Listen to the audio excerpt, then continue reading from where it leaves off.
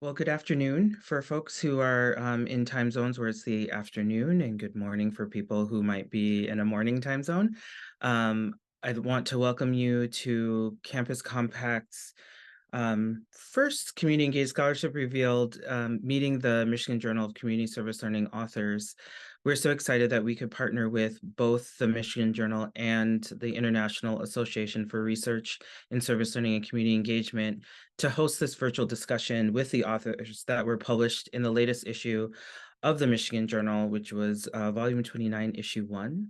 I am Nicole Springer. I am the Chief Equity Officer and Senior Director of Professional Development and Scholarship for Campus Compact. I also hold the very esteemed and wonderful honor of being the editor for the Michigan Journal of Community Service Learning. And am thrilled to have our authors here and give you all a chance to really engage with them to find out more about what it means and how folks go about writing articles and how their findings can help inform practice. A lot of our communication with IARSLCE and others in the field is really thinking about how do we continue this research to practice to research cycle. And so we hope that you will find a lot of benefit in our conversation today.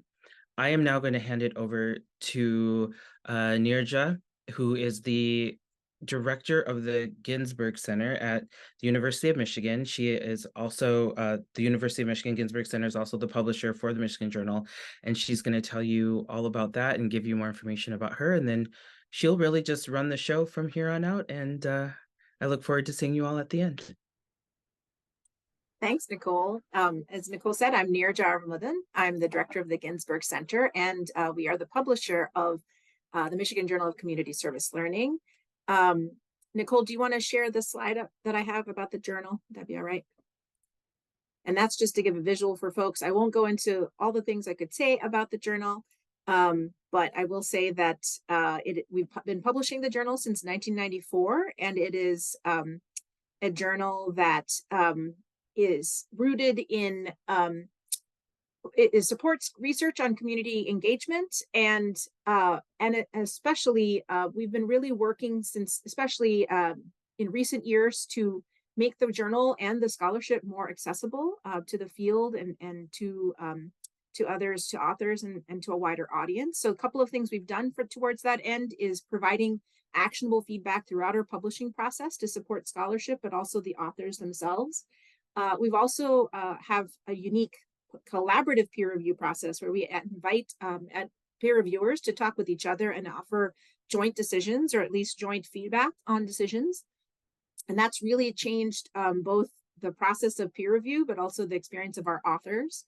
And then finally, we really try to have strategic partnerships to be able to spotlight particular issues at least once a year in our special sections of our journal, such as the award-winning special issue on centering social justice and community engaged scholarship, which was a partnership with the National Center for Institutional Diversity. So I want to thank Campus Compact and IARSLCE for giving a voice, giving a space for the journal, and especially our authors. And so I'm really here just to make sure, one of the reasons we wanted to do this kind of forum is to sort of make the scholarship come alive, and to give authors a chance to talk with readers and to be able to engage more directly. We know the scholarship matters, but also these conversations matter. So I'm going to turn this over first to our first author, who is focused on it's Lauren Cattaneo, and I'm going to let her introduce herself and then talk more about the article itself. Okay. Do I need to share my screen, Nicole, or are we going this way? I'll just do my finger. Okay. So my name is Lauren Cattaneo, and I'm on the faculty at George Mason University. We're a public university in Fairfax, Virginia. And the paper I'm talking about, Uncomfortable Emotion in a Justice-Oriented Service Learning course, is a class that I've taught for years and years, and have had graduate students teach as well. And just in talking about the process of writing the article, I wanted to highlight all of my co-authors were at some point in the process of this project and writing the article graduate students. And it was a really wonderful sort of think tank that we had, because all of the students had experience, not just with the data, which we all collected together from students who had taken the class, but also in the challenge of teaching the class. So we were really able to go back and forth between the data that we collected and our own experiences in the classroom. And then some of us, those who hadn't graduated yet, were able to kind of try out some of those techniques that the data suggested. So that was really wonderful. And we can keep going. So the general idea that we were building on in this study was emotion is well documented as a presence in the classroom. It's a key component of learning.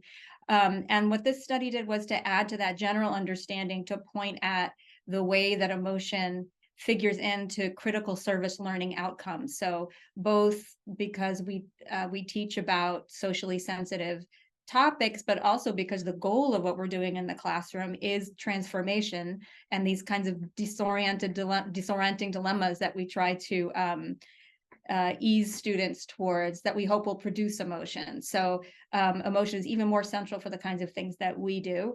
And we found that, yes, emotion is in the classroom for our classes too, and that process does vary among students. These are the 3 questions that we asked in the study, that we then looked at how they changed over time. The class focused on the social issue of poverty as an example of the social problem. So we looked at the beginning of the semester, the end of the semester, and then some outcomes a year later. And just in a nutshell, if you can go to the next thing.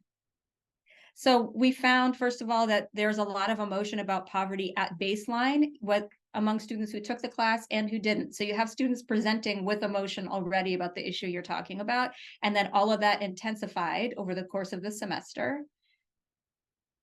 We did find, and I can talk about this more later if folks have questions, that student emotion varied based on a lot of different things. So based on student race, student gender, and the amount of financial stress students had experienced in their families of origin growing up. You can keep going. So anger stood out of these 3 emotions when we looked at what was predicted. You can go all the way through, actually, it's fine.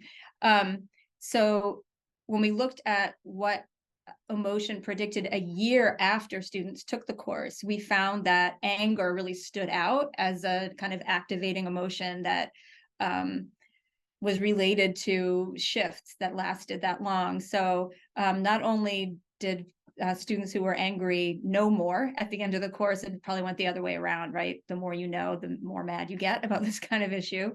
It also was related to shift in social attitudes, but then civic engagement a year later was predicted by anger. And you might have to click a few times. This takes a second to come up, and you can just go all the way to the end. Yeah. And so I wanted to mention one other thing, which is that in our work from this data set, where we look at student changes in the service learning course, one thing we've found over and over again is that blaming the system for a problem, which is what we are going for in this class, trying to show systemic causes of social problems, and blaming victims, so deficit-oriented thinking, are independent. So it is not the case that if you just show students that the role of systems in social problems, that they will blame victims or individuals less for those problems. Those are 2 different change processes. And here too, we found that those 2 things related to emotion differently. So there's more overwhelm when you blame the victim less, and there's more anger when you blame the system more. And so just really quickly, some of the key implications in my mind of this work are to expect emotion in the classroom, and that's from day one. The students, and in my experience, this is increasingly true over time, students are showing up with already a lot of despair and a lot of feelings around social problems, including poverty. And so I begin talking with students about that at the beginning of the semester, and I continue all the way through. And one of the ways that we talk about it, when I say value it, is that it's an important source of information for students, right? So the way that I'm reacting emotionally to this class, to the content in this class, has things to tell me. So kind of framing it as something that's not like an unfortunate side effect of what we do, but really is at the heart of it. And so along those lines, I have a lot of ways that I structure to help students process emotion, whether it's privately, individually, or in a group.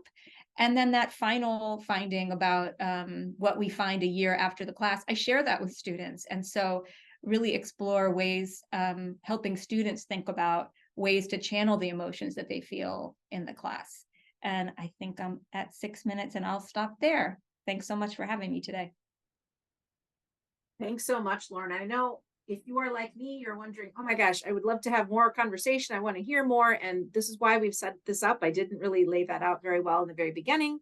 We're going to have each of the authors, our articles talk. And then we're going to actually give time for folks to meet with authors in breakouts. So there'll be a chance for you to ask your own questions, but we first wanted to give them each a chance to sort of quickly give an overview and share a little bit about process. So we're going to move on to the next group, Emily Janke and her group.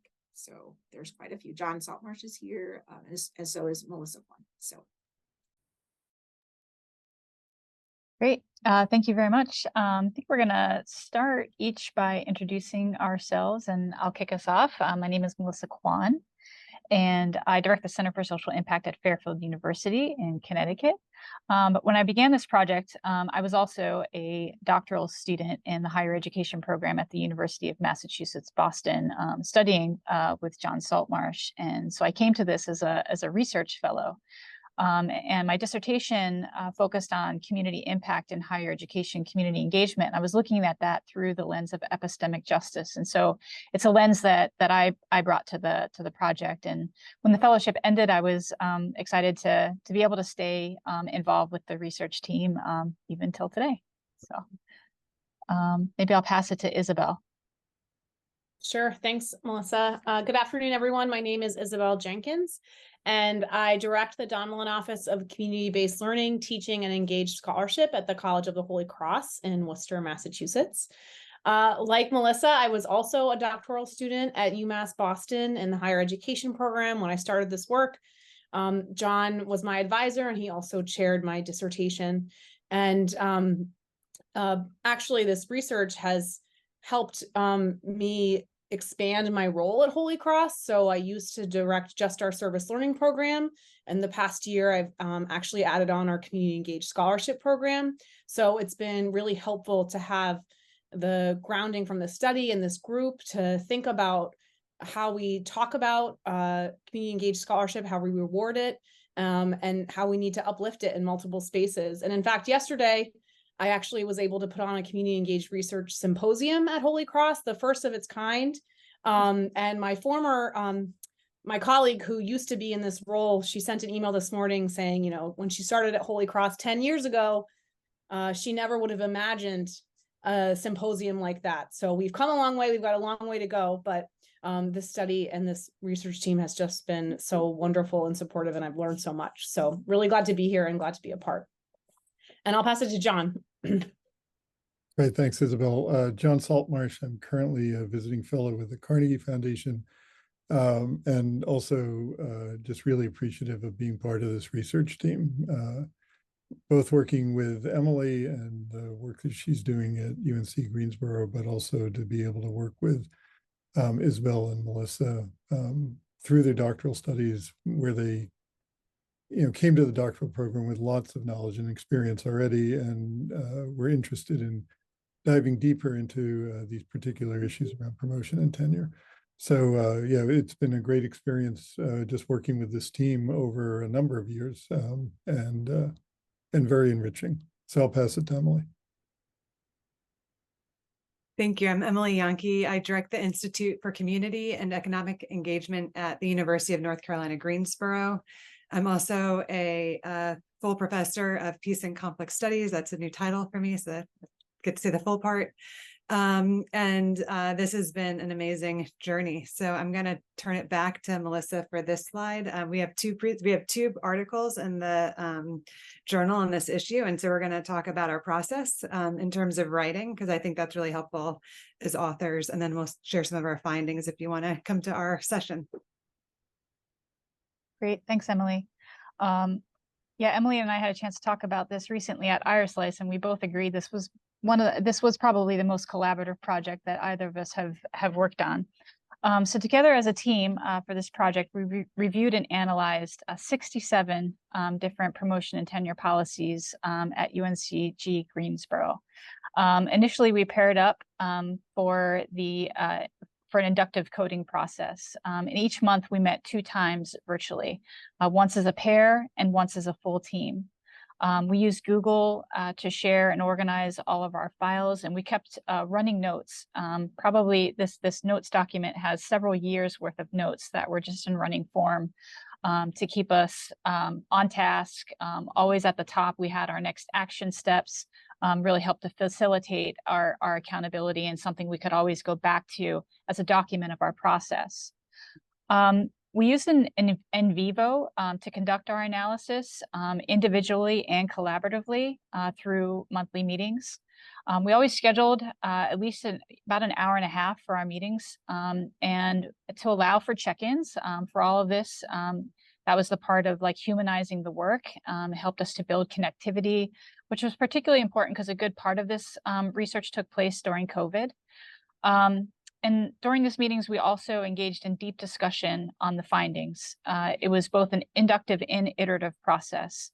We started with open coding in pairs, moved to identification of emergent themes, and then turned to the literature to create our conceptual framework to guide the analysis.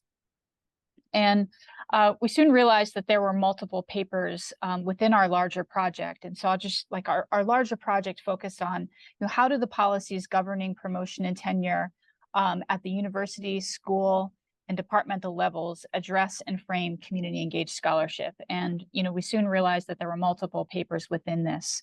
We had to pause a little bit during COVID just because of the stress that so many of us were feeling. And then later, Emily outlined the 2 papers, and we wrote those collaboratively too. One of us took the methods section on one paper, another took the conceptual framework, another wrote up the findings. So it was just collaboratively all the way through. We sought feedback from the editors initially, and then again, collaborated to address those. So through the process, we developed strong relationships with one another, personally and professionally. I certainly hope we continue to work together beyond the scope of this project. We also really wanted to create useful tools, sensing a real-time interest and appetite for the topics we were discussing. So we presented early findings at the Eastern Region Campus Compact Conference. We did a preprint. We published the code book, and we've made resources available on the UNCG website as we've moved along. And we participated in a variety of roundtables to discuss and get feedback on our work prior to the publication of the papers we'll talk about today. And so I'll turn it to Emily now to talk a little bit about our work. Thanks so much. So I think it's really helpful to peel back. If you would switch to the next slide, that'd be great. So just it's helpful to peel back sort of all the documents and processes, because I think as community engaged scholars, we often think, or we know there are many different artifacts and products that we develop through community engagement, but there are so many different artifacts and products that we develop as scholars as we're writing. And so I think it's really helpful for us to share that. One of the most important things I think has been the code book. And I'll talk about our studies in a second, but we have also published the code book. And it has been used by other scholars in the field in their work that's looking at promotion and tenure, so that others can benefit from the themes and the codes and that iterative and inductive process that we followed. And so the hope is that others are going to use that code book and modify it and be able to advance our scholarship in an accelerated sort of way, so that we might continue to build the field. So there were 2 studies, as Melissa shared. And the first one was asking the question about how, if at all, were specific terms in the university policy transferred subsequently into school and department policies. So the context of this is that UNCG has promotion and tenure policy at the university level that was created in 2010. And by 2011 and 12, the colleges and schools, as well as the departments, were asked to align their policies to that university one. And so some of the questions was, okay, so if you had to align it, what did that look like? And knowing that departments, disciplines have different conceptions of community engagement. And so what we learned is that it was quite, there's some terms that persisted throughout, but there were many that started to proliferate. And so that there were 77 different terms used across the policy, even though the university policy had explicitly chosen just 6 or 7 to talk about community engaged scholarship, community engaged teaching, community engaged research, right? So it was pretty consistent and specific. In the university policy, when we were looking at them, when we were talk about this one study first, when we were looking at the root terms, we were trying to understand were there some consistencies about the terms that were used, and we found that community engaged or community engagement was the most common root term, which is encouraging in the sense that that is a term that our university had adopted in the university policy. We also are curious about where in the policies is community engagement being integrated. At the university level, it was in the teaching, research, and creative activity and service buckets, when you think about the 3 roles or the 3 buckets of faculty life. And so we were looking at that, and we saw really uneven integration across those 3 levels, even though at the university policy, again, so we're starting to see the importance of really looking at how things get adopted from a university to a department level.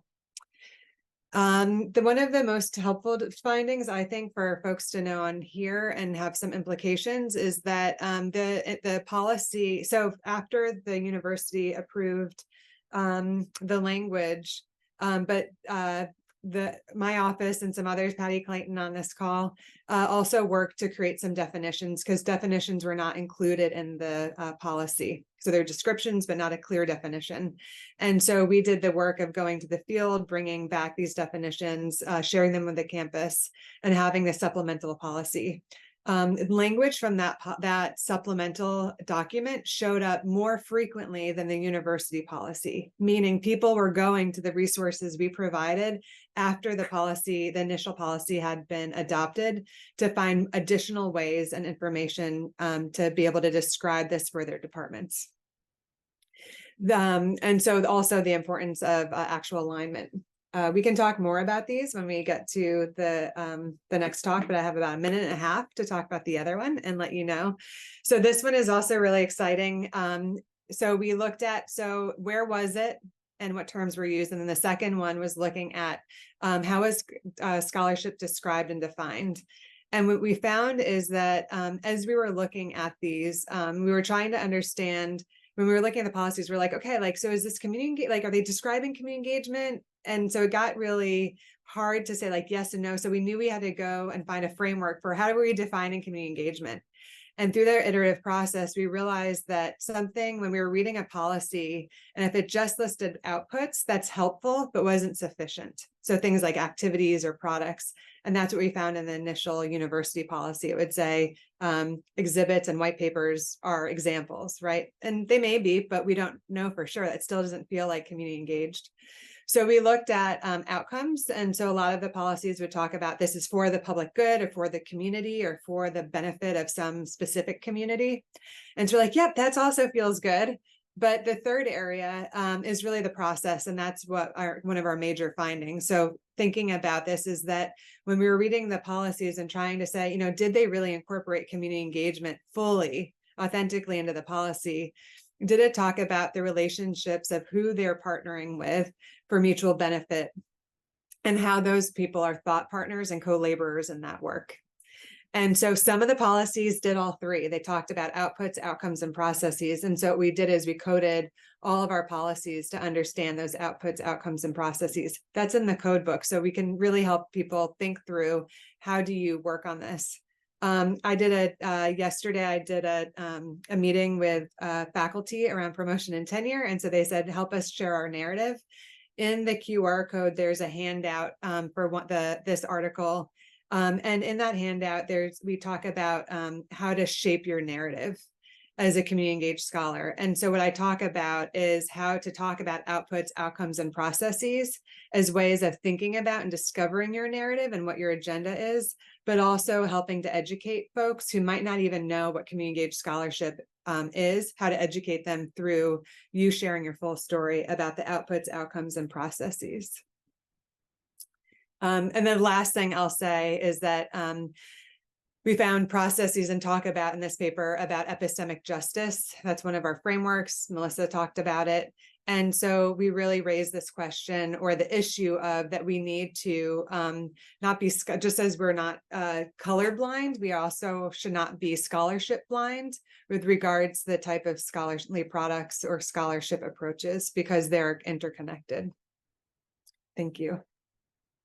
Thank you. I know that was a lot to try to squeeze into I think the 12 minutes we gave you total for the 2 articles. Yeah. And again, I'm sure people have lots of questions and you'll have a chance to do that. We're going to move on to our last and final paper, Bernadette and Connie, who can talk about their work. Good afternoon. Nicole, I think there's like something missing from the top. Can you click next? Okay, it's perfect. Okay, so good afternoon. My name is Bernadette Ludwig. I'm a professor of sociology at Wagner College, and I am also the faculty director of civic engagement. I'm going to let Connie introduce herself. Hi, I'm Connie. I'm a case manager at Carson Valley Children's Aid, and I graduated from Wagner in 2022. During which time I worked on this. So before we talk about like how the process of the paper went, I just wanted to talk a little bit about what the research questions were. So our research, we had 3 main research questions. What are students' general views about service learning change over the course of the semester? Whether like they were more supportive of service learning, but also whether they believe that service learning was helpful in acquiring new skills, being aware of their own prejudice and awareness, problem-solving skills. Our second question was related, if these changes changed, what was the significance of students' demographic backgrounds, either the ethno-racial identities, their attended major, their gender, whether they were student athletes, or the particular class that they had. And last but not least, we also looked at whether the number of completed hours influenced the students' perceptions of it. So to share a little bit what the data was that was collected. So I collected the data in a pre and a post survey from 3 different learning communities. These were all first-year learning communities. In like at the beginning of the semester and then at the end of the semester. There were 63 students in total. And all of the students were required to tutor with an African refugee and immigrant community. And so our main findings, will come back to this, but I just wanted to lay this out. So the research process, how we walked about this. So I already mentioned that I collected the data. And then I had another undergrad student work on like starting to clean the data and also look at preliminary research. And then I knew Connie because Wagner College is a small liberal arts college in Staten Island, New York. And I knew she really liked data. And I'm usually a qualitative researcher. And so I thought this would be a great opportunity. So I approached Connie and I said, she was a senior, and I said, would you like to work on this paper? This is our goal would be to publish it. And the way we did this, we basically, Connie spent a lot of time cleaning and analyzing the data and working on data. And because we did this during COVID, we met outside on Friday during the day usually. And we had weekly meetings to spend a lot of time on data analysis. And I heard about the running paper. We also had a lot of running papers until we basically got confused. I will gonna pivot to Connie. Connie, I'll just let you talk about the writing process. Sure. The writing process was also collaborative, but with Dr. Ludwig taking the lead as she had previously published. And I have not.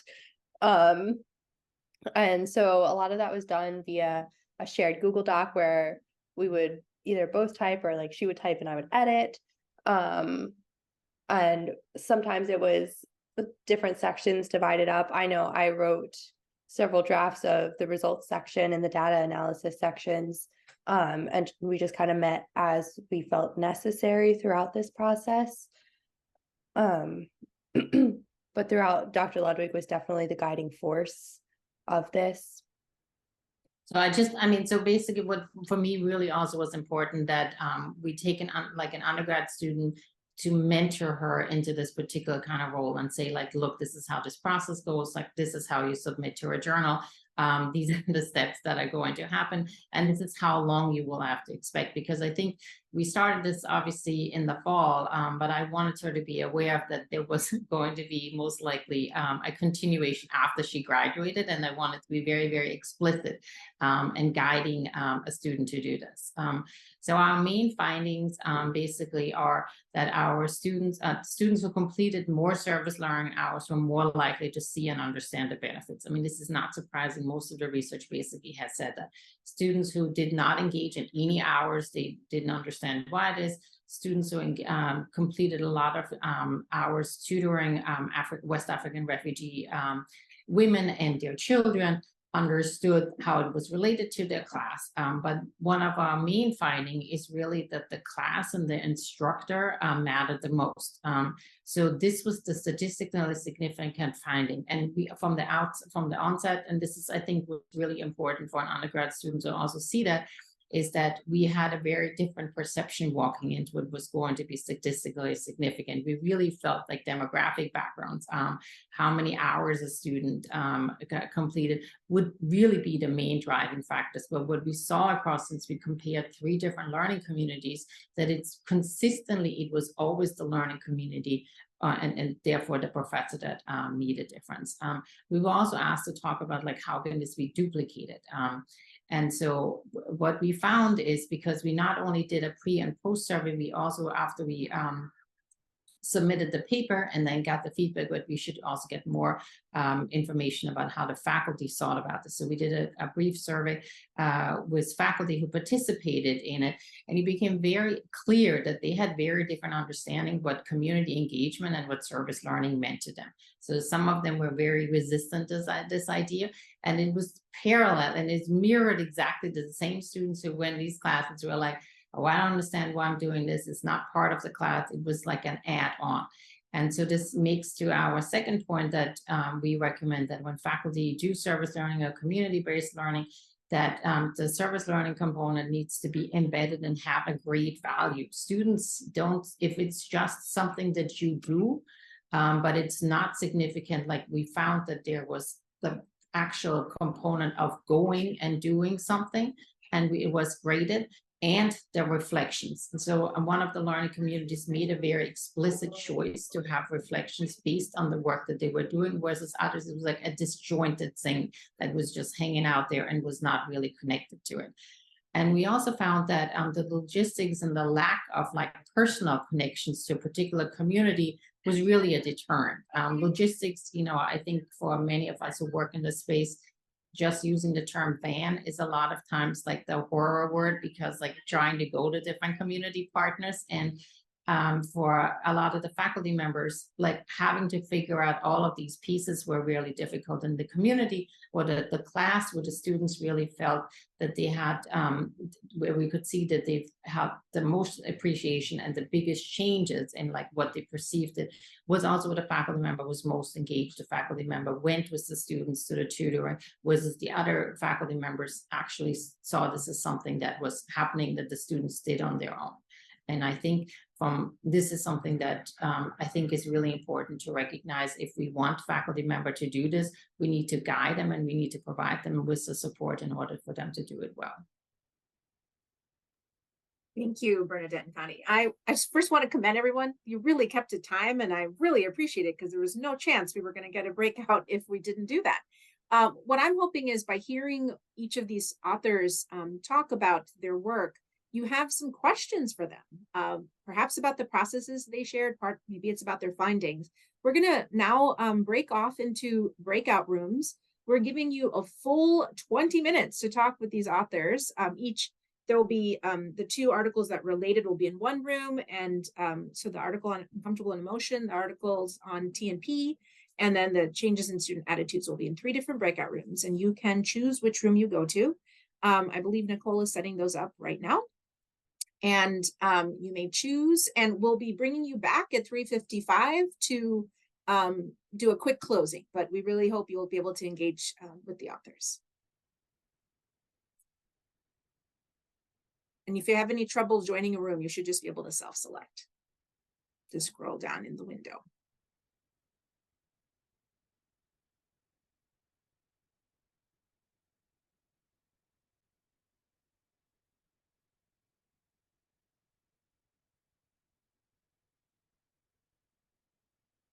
All of you decided to come and join us on this afternoon. And I noted a few things, and I can go on, but I'm going to try to go very shortly of some of the things I noticed across the different conversations, both in the presentations and in the breakouts. I just think about the value of scholarship, right? So there's so much that we know about scholarship in terms of the knowledge you are generating, but I also heard so much around the value of doing scholarship with others. There was a lot of collaboration happening, whether it was with the people you are gathering research, information from, it's with the other co-authors, being able to mentor students and colleagues who are at different stages of their careers. That process of relationship through scholarship is really important. And I think that was really coming through in a number of conversations. I think I really appreciated the different questions. I heard questions about process. I heard different questions about findings. And, one of the reasons we wanted to do this forum, this kind of forum, is we know that articles are a labor of, let's say, just a labor, and sometimes it's a labor of love. And part of what we really think about at the journal is, why are we doing scholarship? What is the purpose of scholarship? It is about putting knowledge out into the field and improving the field, but it's also about nurturing and supporting each other in the process. And I think it's such an important piece of this is to make the authors behind these articles that some of us really revere. I think about Tania Mitchell and and her, and among many others who are folks we just kind of put on a pedestal, but they're real people who struggle with some of the same questions that you've heard of today. And to demystify the process is really one of the reasons we wanted to do it, but also to make the authors feel real and approachable. These are folks you can reach out to. They are also thinking about the same questions that you all are. And as you're thinking about what helps you in your process of writing as scholars, as contributors to the field, there's lots of ways to contribute. So we want to encourage you as a journal, as a field, to contribute in lots of ways, right? Through conversations like this, through presentations, through publications. And if there's ways that we can do better in trying to make the field more accessible and the scholarship more accessible, please let us know. That's really important to us. And I think that's all my words. I really, really want to have, again, say thank you to Campus Compact and IARSLCE for co-sponsoring this forum. And we look forward, we plan to do this for every issue that we publish, because it's really important to us. And we look forward to seeing you hopefully at future conversations. And I hope you enjoy the rest of your afternoon.